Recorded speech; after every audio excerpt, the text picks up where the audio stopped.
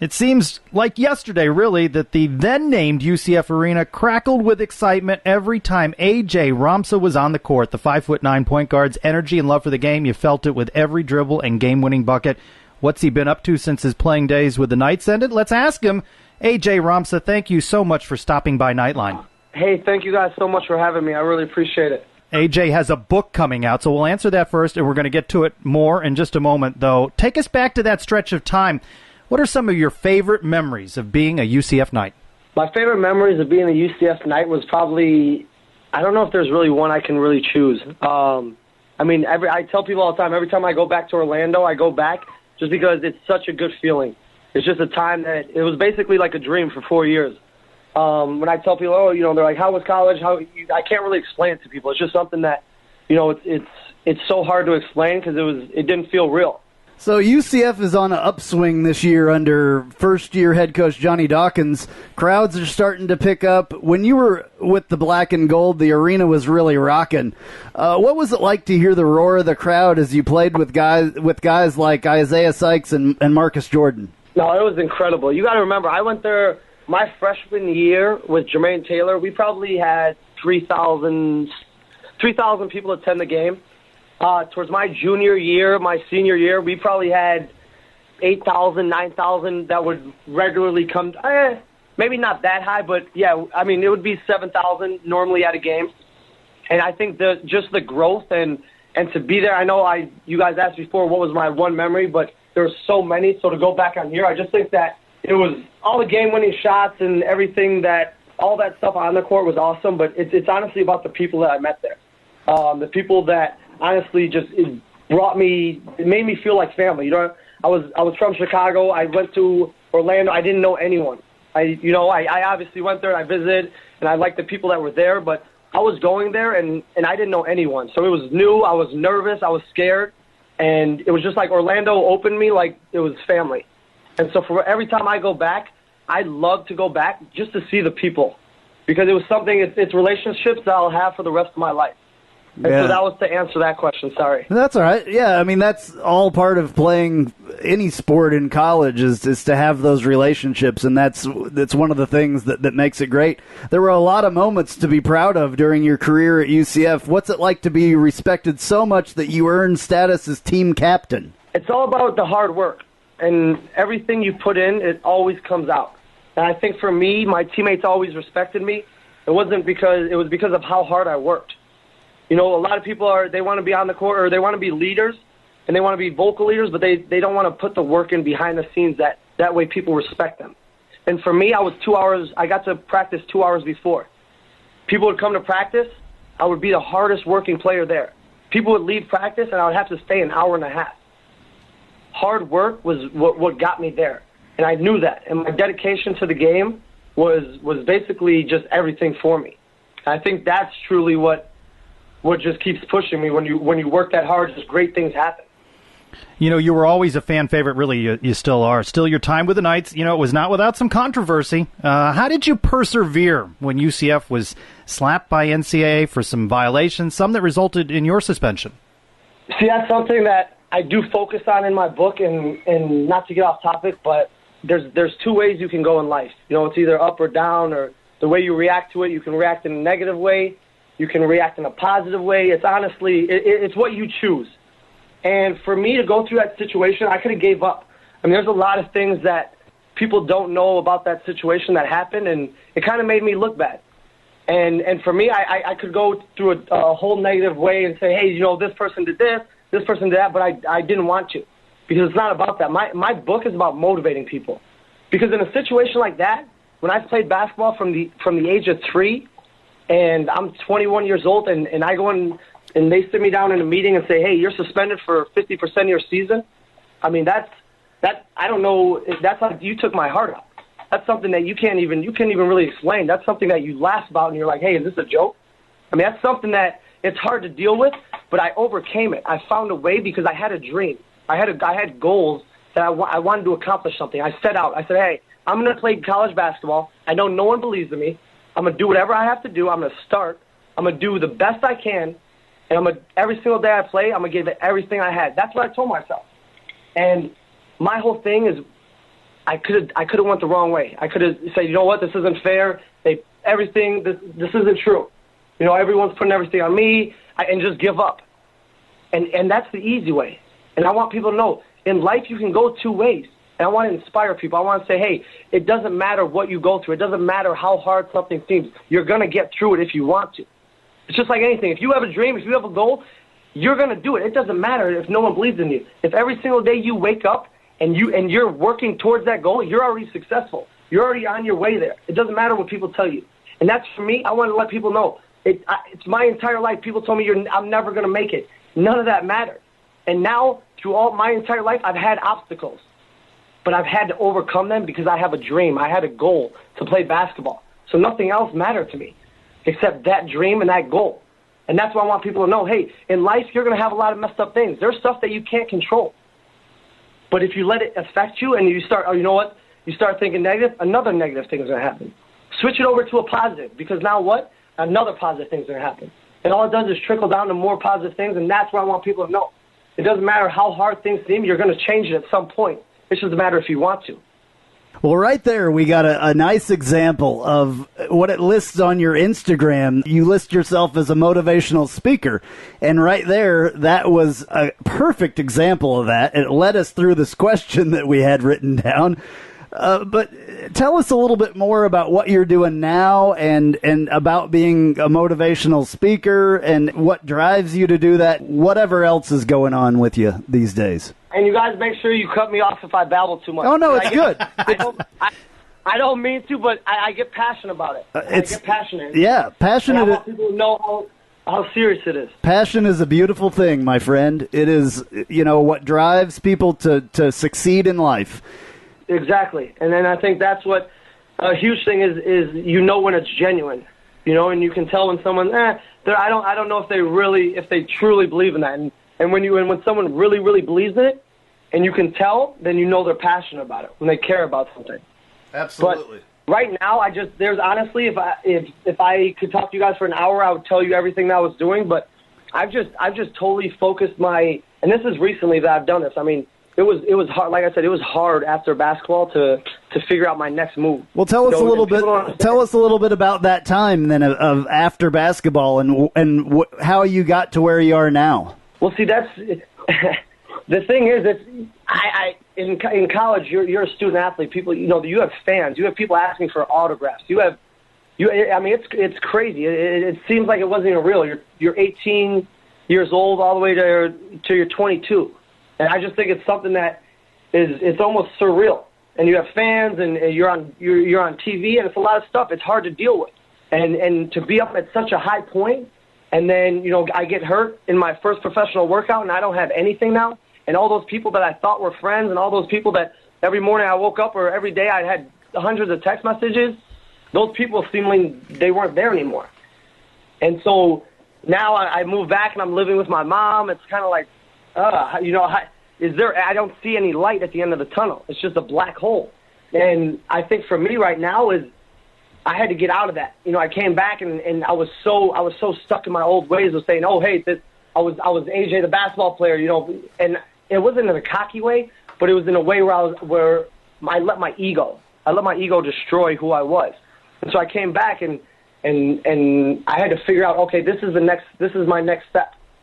And it was so hard. And so for me to get out of that point of being that low, of coming back and not having anything and not really having anyone and not having a direction and not even having basketball, which I have had for 20 years at that point, you kind of just lose yourself. You don't know who you are and you're trying to figure it out. But when you're able to figure it out, it clicks. And for me, it took almost 3 years. It almost took 2 years, whatever. You can't put a time on it, but when you get it, it's a feeling that you have to share with others. And for me, I've had people in my life who affected me, who've helped me tremendously. And right now, I'm in such a good position where, not financially, I mean, it has nothing to do with money. You don't measure someone's success by money. You don't at all. For me, I'm paying it forward. Because there's so many people in the world. There's so many people, not basketball players, not just athletes, but everyday people that are so afraid to go accomplish something because someone told them that they can't do it. someone in their family, one of their friends, or they're afraid to do it because they don't know how people are going to react. They don't know what people are going to say. None of that matters. These people don't matter. We've done a lot of interviews.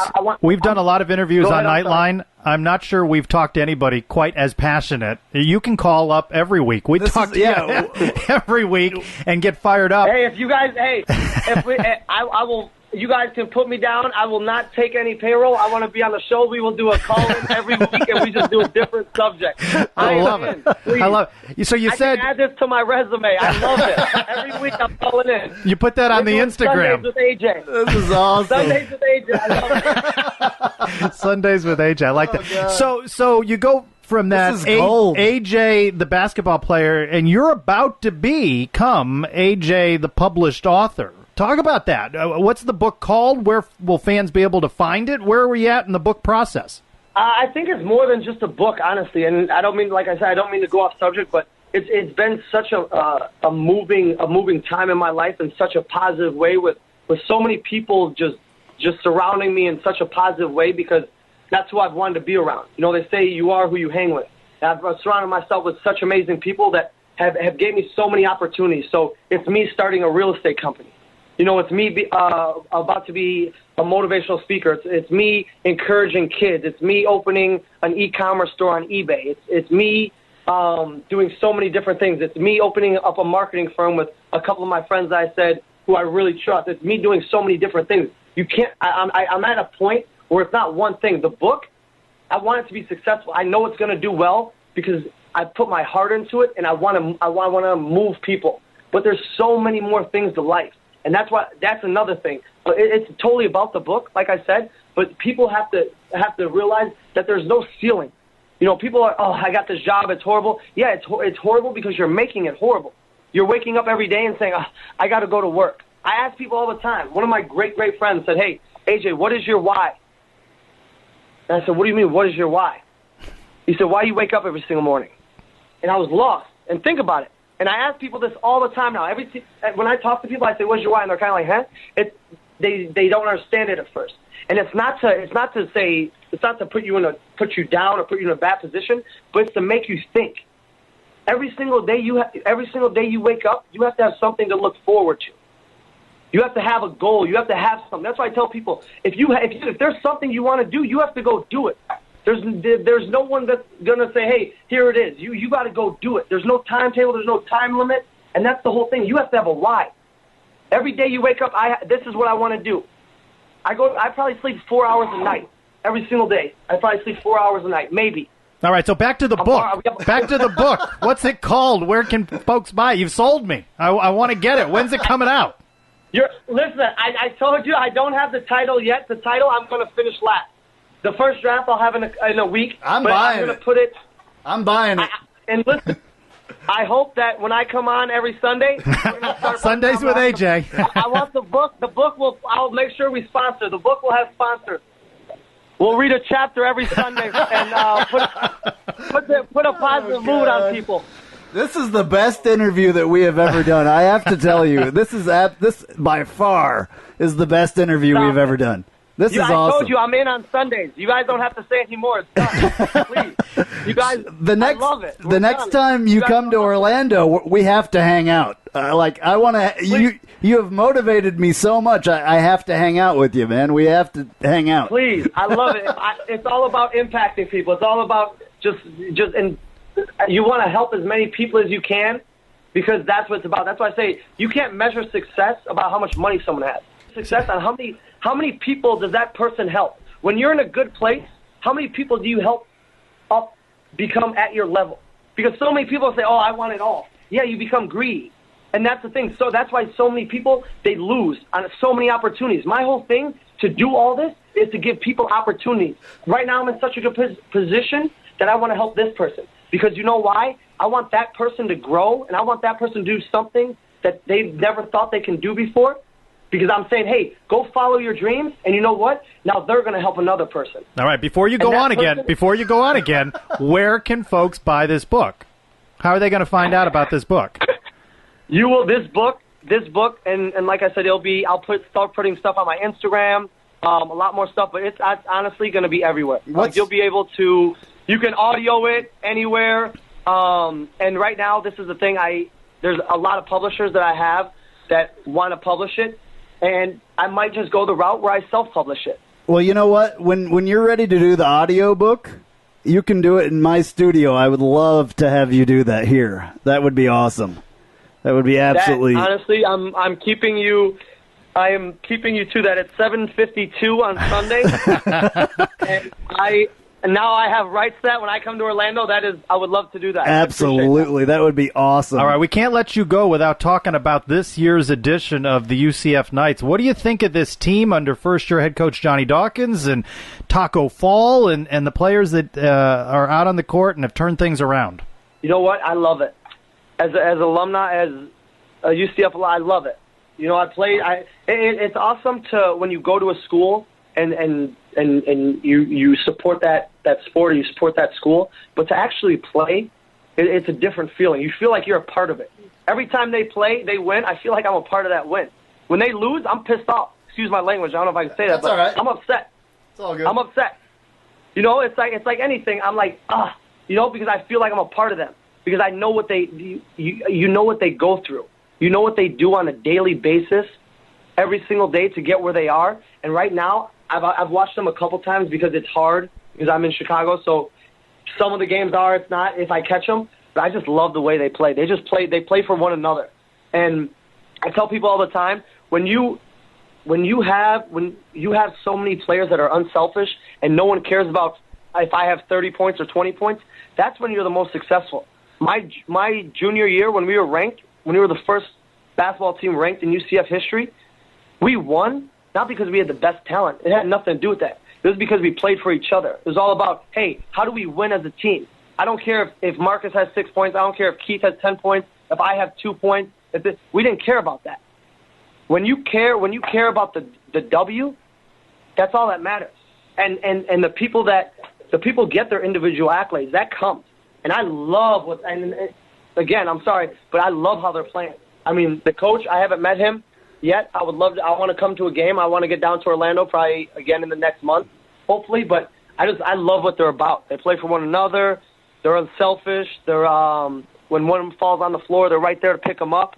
I mean, you could just tell the team chemistry is great. And, you know, again, it has nothing. I'm sure they do a lot of practicing and all that, but it's whatever they're doing off the court.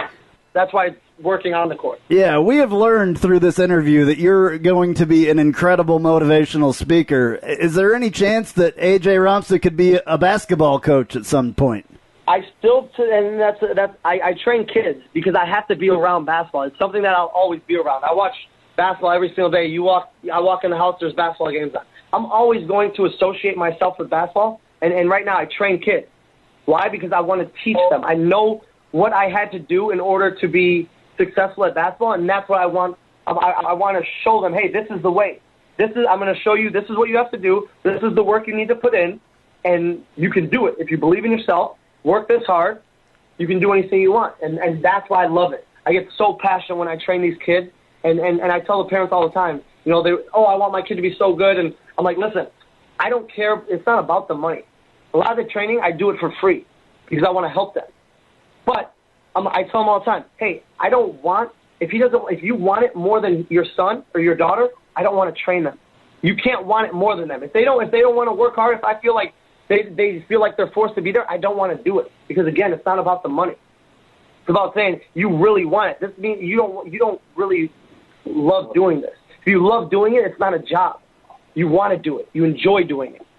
All right, AJ, this has been absolutely awesome, and we will definitely have you on. There is no question that you will be anytime that you want to. There is no question. All right, so... You guys are awesome. And wait, I don't mean to cut you off, but if there was anyone else that was scheduled to be on, tell them I apologize that I probably went over about 25 minutes. No, you're good. It's absolutely perfect. Thank you very much for coming on and talking to us. Anytime you guys need me, I appreciate it, and... yeah, next time I'm in Orlando, I'll definitely let you guys know.